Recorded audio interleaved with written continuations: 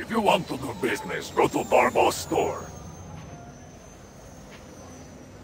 If you want to do business, go to Darbo's store. Nah, I'm just fucking with you. It's Final Fantasy VI.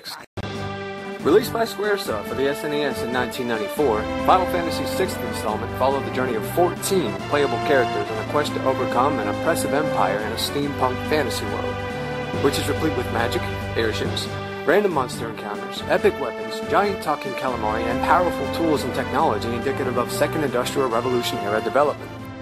6, and yes, I will be referring to the game as 6 from now on, even though I grew up calling it 3, is the first of the series not to be exclusively directed by series creator Hironobu Sakaguchi, who became overwhelmed by the franchise at this point and had to back down as director. The game was instead directed by Yoshinori Kitase and Hiroyuki Ito, who were careful to balance the pace between the game's heavily character-driven story and the immersive gameplay. And by now I'm sure you're saying to yourself, hey asshole, it's not perfect. I mean, we know Final Fantasy VI is good, but it's not perfect. So what, you spent your whole adolescent life in a dark room wasting away playing this game. That doesn't make it perfect. How can you make such a claim? To which I would reply, well, and you don't have to go calling me an a-hole, okay? I'm just making a review about a game that I like. You don't have to get personal. Damn. When I put it like that, I kind of hurt my own feeling there. Anyway, well, shit. I'll just have to edit that part out later, if I can even figure out how. We start off playing as Terra, or question marks here, who's battle-clad Magitech armor and heading for the town of Narshe. She's accompanied by Wingus and Dingus, Vix and Wedge. I'm pretty sure this is the first iteration of the Vix, Wedge, and Biggs element in the series, and I'm sure we'll see the recurrence in subsequent. Who the fuck cares? They're gonna be dead soon anyways. I can't see it! The combat in 6 is flawlessly explained in the few tutorial battles that follow. No explanation via inundating the player with text or other frustrating bullshit. In fact, the only text prompt is written into the dialogue before the opening boss, Welk, when Vix tells you not to attack the shell. Also, the Magitech armor makes the player nearly invincible, and besides Terra, the only battle choices are Magitech and Item, making it impossible to confuse or frustrate players who are new to the Final Fantasy series, or RPGs in general. All the player need do is hold down the action button. Hell, the Magitech armor doesn't even consume a resource like MP. Let's back up a minute. Before you get to Narshe, we're given a very brief scene where Vix and Wedge explain a great deal to the player in only a few lines of dialogue. This scene quickly establishes Terra's unwitting servitude and their orders to investigate a strange discovery in the mines of Narshe. Magic, Empire, Slave Crown, going to Narshe. Got it. Oh, and by the way, here's your first save point. Notice how the save point tutorial is optional. Do I really want to learn about how to use save points? Fuck no! Vix and Wedge are about to bite the dust, and we hardly got to know them. Oh well, who cares? They'll be with us in the next few games, taking on roles of various importance until finally they're doomed to guarding the Blitzball Stadium in Lucca in Final Fantasy X.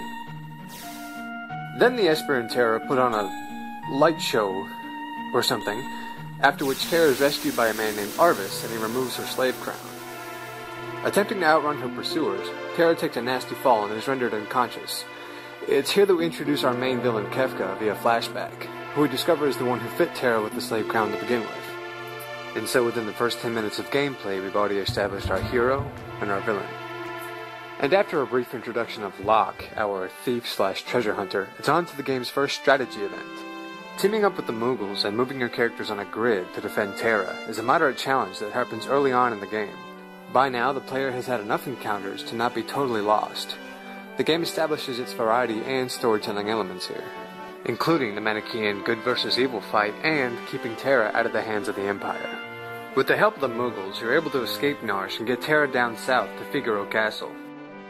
Is it Figaro or Figaro? Do you know? I don't fucking speak Italian. Figaro, that's like everybody knows that. Figaro, nothing. I'm saying Figaro, fuck it. After meeting Edgar, Figaro's king, Kefka drops by for a visit. Kefka sniffs around for Terra for a bit, and after he makes a vague threat to hurt the people of Figaro, Edgar runs off to prepare. It's then that Locke asks you, ominously, to follow him. Follow me. He leads you to your room, you take a little siesta, and when you wake up, everything's on fire. Turns out Kefka attacked Figaro Castle while you were sleeping. there's no time for that. We've got to race off on chocobos to avoid Kefka. And no, Edgar's not abandoning his people to suffer at Kefka's hands. No, the castle somehow submerges into the sand, even though, like, the sand would get in those fans at the top of those towers. Well, how does that work? While you're escaping, you have to fight off some of Kefka's goons who are clad in Magitech armor. If you happen to use magic in this fight, you'll get some dialogue between Edgar and Locke. This is where some subtle elements of prejudice and acceptance come into play in Final Fantasy VI. Locke says, Terra can use magic and we can't. That's the only difference between us. Now, sure, he's just saying that to try to get Terra on their side, but hey, it's better to work for the returners than to work for that psychotic clown asshole. I mean, come on, he sounds like Data when his emotion chip malfunctioned.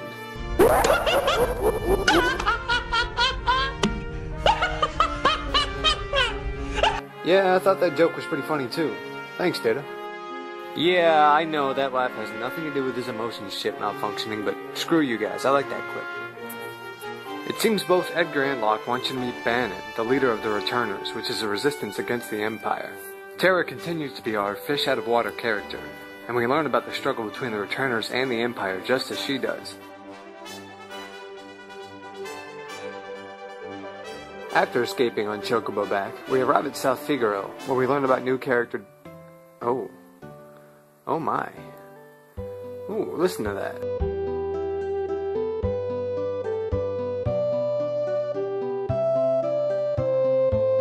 That's a track called Kids Run Through the City, and I really have not yet gotten to how amazing and appropriate the music in this game is. I'm a huge Uematsu fan, and I really could make a whole other video just about the music in this game alone. Trust me, for your sanity and mine, I'll try to stop only when I feel a piece of music is particularly appropriate or just really amazing and I think you should listen. We also have the inn theme. If you happen to stay at the inn here, you'll notice Uematsu made this theme very short.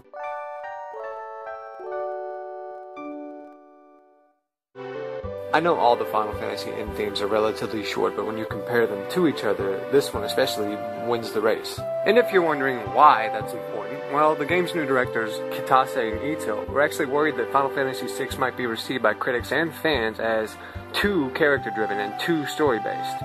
So this was an attempt to overcompensate with the gameplay. The goal with the shortened inn theme, of course, being to minimize the time the player is not pressing buttons on the controller. We'll see lots more of this never stop the gameplay attitude later when we analyze the game's cinematics. After we leave South Figaro, we pick up two more characters, Banon and Sabin.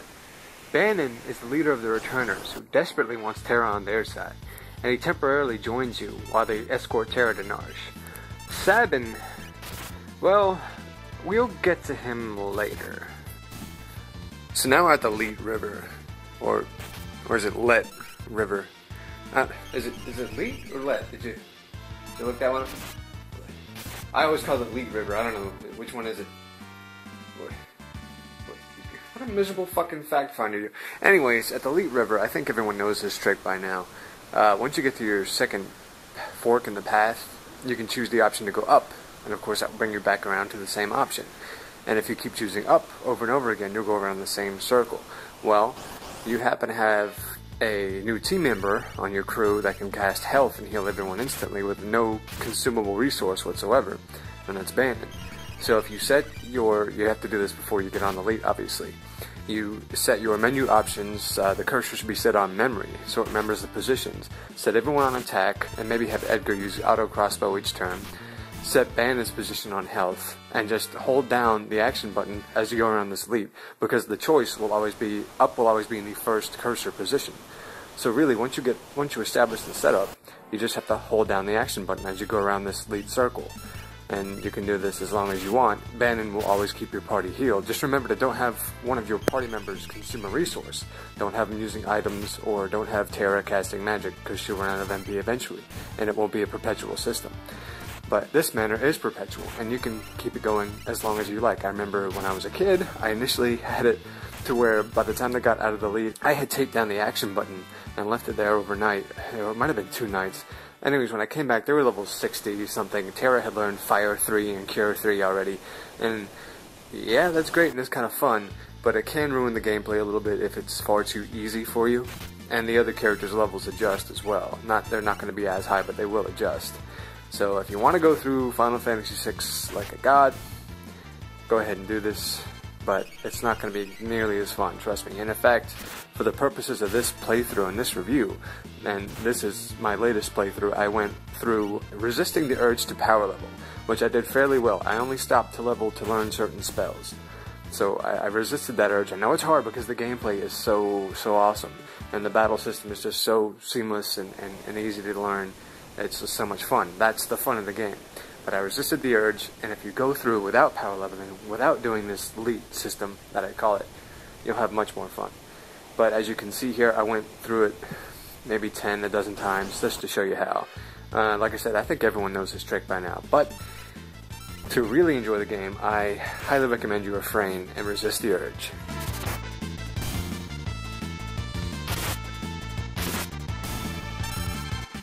And by the way, what in the fuck is that? An exocyte? The hell is an exocyte? Like, don't get me wrong, I've got nothing but a huge boner of respect for Sasaki, the game's monster developer, but, like, I can't tell what that is. All I see is the claw, and then below it is like this tangled mess of arthropod parts. What is that? Anyway, enough about that. I really wanted to talk about my love-hate relationship with Sabin. Sabin wanted to pursue a life of study of martial arts, which is fine. I like his character. It's simple. There's nothing too complicated about him. But, okay.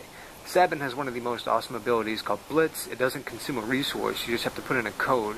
So he's a pretty easy character to play. The problem is, as I was mentioning before with the elite system making the game way too easy, well, that's what Sabin does. He breaks the game. It makes it so easy, and you just blow through, and it's a power trip because Sabin, like I said, doesn't use MP. He can just blitz anything. Once you get used to the codes, he becomes one of the best characters in the game, and you can walk through the rest of the game without any worries. Especially after you get his bum rush, he's unstoppable. He's a killing machine. He's right up there with the people that cast Ultima and do 4 nines of damage each time. He's one of the game's hardest hitting characters, and if you want an easy play... What in the hell am I fighting? No, what the fuck is that? That is a giant talking squid named Ultros. What? And he's purple, and he has giant yellow teeth that are on the outside of his body. This is the dumbest thing. What? I'm trying to... Dude, this is just dumb. This is bad. I mean, come on, it's a giant talking squid. I mean, there's more absurd shit in this game to be sure, but that... What? It's a giant talking squid! I mean, what purpose does it have? Is there a point to this fight? You know, I had nothing but glowing things to say about this game, but now, no, fuck that. The Elite River is basically a plot railroad that led to a fight with I'm literally fighting a talking purple people eater. This is fucking stupid, like... Release the Kraken! No, don't release the Kraken. Why does every game need this? And then, like, you beat it, and it attaches itself to Terra's leg, and it's got her leg, and it's pulling her off the raft, and before, you know, she's casting magic on the fucker, now she's just helpless. So, like, Katase and Ito were in an elevator one day on the way to work, and Katase says, hey, I like Star Wars, and Ito says, yeah, I do too, and they're like, okay, let's just rip that off. I mean, because that's what it is. A talented youngster joins the rebellion to fight the evil empire. Ah! And, like, Edgar has an unlimited supply of arrows that he can just shoot everybody without a crossbow, and his twin brother can blitz forever, and there's Bandon who can heal without consuming a resource. Why don't they just get Jesus and Palop? Why do they even need Terra? They can take the Empire down themselves. And you were the one that told me to do this. You said, hey, Alan, make the review about Final Fantasy VI if you love it so much. In fact, if you think it's the perfect game, why don't you name it that? Yeah, great title idea, jackass. It's the last perfectly stupid fucking game!